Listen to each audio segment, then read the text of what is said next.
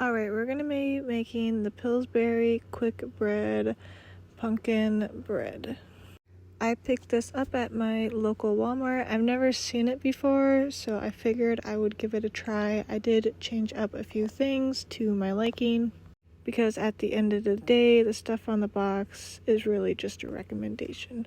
So I am making a bread. I am not doing the muffin mix.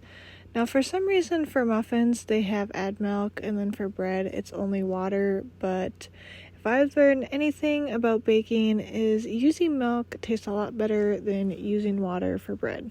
Also, you'll see here, I'm using avocado oil. It says 3 tablespoons of oil. Now, usually when it comes to baking, they mean vegetable oil.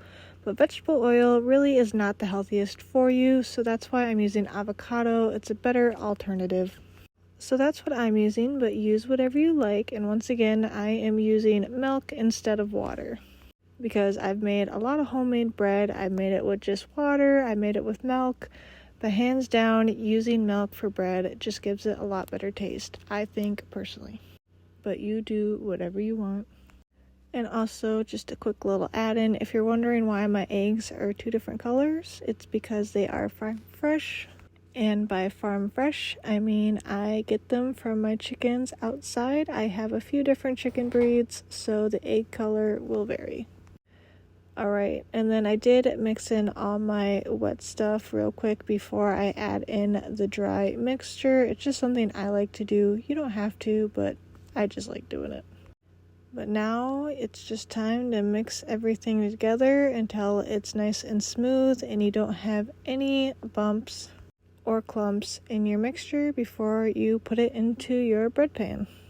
Now, do comment below if you've ever tried this box mix of pumpkin bread before, because I've personally never tried a box mix of pumpkin bread. I personally never really see it. That's why I wanted to try it, because it just catched my eye. It was the only option in the store. Now, I won't lie, it didn't have as much flavor as I thought it would, but personally, the only thing I would think would make it taste better, is I know it's just because I have a little bit of a sweet tooth, is if you added a frosting top to this bread. Now, totally optional, I just think it would make it taste a little bit better and add a little bit more flavor, because I personally found it to be a little dull. But also keep in mind, I'm not a big pumpkin spice person. I'm not big into, like, I guess, quote-unquote, fall flavors, which is usually like pumpkin spice, that type of thing. I can't really say I've ever had a certain pumpkin bread that's been, like, over the top, I think.